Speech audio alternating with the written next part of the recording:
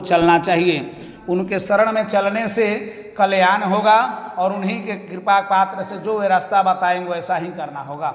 ऐसे वचन को सुनने के बाद में भगवान विष्णु को स्तुति करने के लिए नवमी सारण तीर्थ में समस्त ऋषिगण और कार्य करने वाले छात्रों के कार्य करके चलने लोग लगे।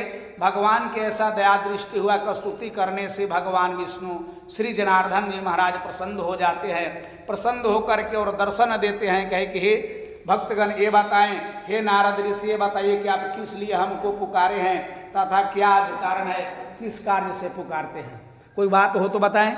नारद भगवान हाथ जोड़ कर कहे कि हे प्रभु आपसे क्या छिपा हुआ है अर्थात आप तो संसार को चलाने वाले, जगत को चलाने वाले हैं, अतः आप तो सब जानने वाले हैं, आपसे क्या छिपा हुआ है।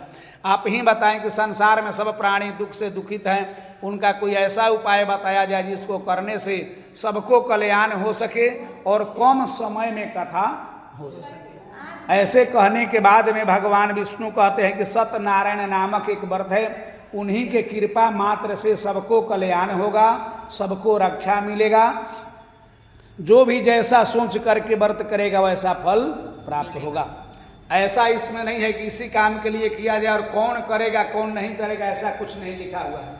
जो भी श्रद्धा से भगवान का व्रत करता है उनका फल उतना ही प्राप्ति होता है। किस किस कार्य के लिए? पुत्र के लिए, धन के लिए, लक्ष्मी के लिए, विद्या प्राप्ति के लिए, विवाह में अड़चन हो उसके लिए, मन में विचलित हो उसके लिए, धन संपत्ति के लिए, जो जैसा मन में विचार करके कथा सुनता है वैसा ही फल प्राप्त हो जाता है। फिर ऐसे बातों को कहने के बाद में कहे कि लागत क्या होगा। फिर भगवान विष्णु कहते हैं कि लागत में कोई खर्च नहीं है, नहीं तो बहुत खर्च है। 9 वेदम पकी केलम घीवम चूर्णम चभावम छांटी चावल अक्षम कर्णाभ्याम। आपके पास समर्थ हैं तो ये व्रत में लाखों लाखों का कार्य कर सकते हैं, नहीं तो कम से कम में ही कर सकते हैं।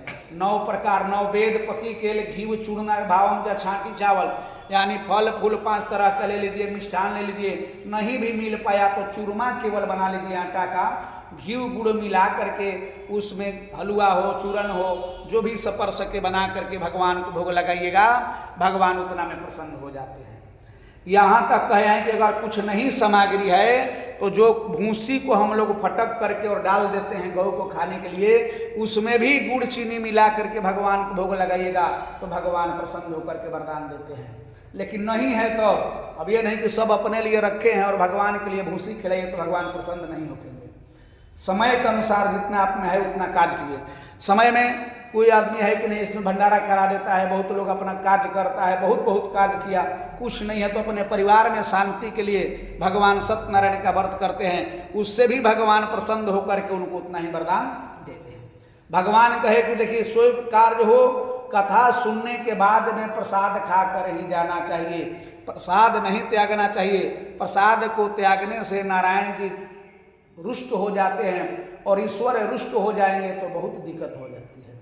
इसलिए थोड़ा देर लेट ही करके आइए, नहीं समय है तो काम करते रहिए, भगवान का नाम लेते रहिए और अंत समय में जब कार्य हुआ पूर्णाहुति का समय 7 को जब शंख बजा, 7वें शंख सुन करके आइए और आरती लेकर के आप प्रसाद खा लीजिए, उतना ही फल आपको प्राप्त मिलेगा। ये नहीं है कि काम धंधा छोड़ करके केवल पूजा कीजिए, काम करते हुए काम कीजिए, आपको उतना ही फल प्राप्त हो जाएगा। इति श्री स्कंद पुराणे रेवाखंडे सत्यनारायण व्रत कथा का प्रथम अध्याय।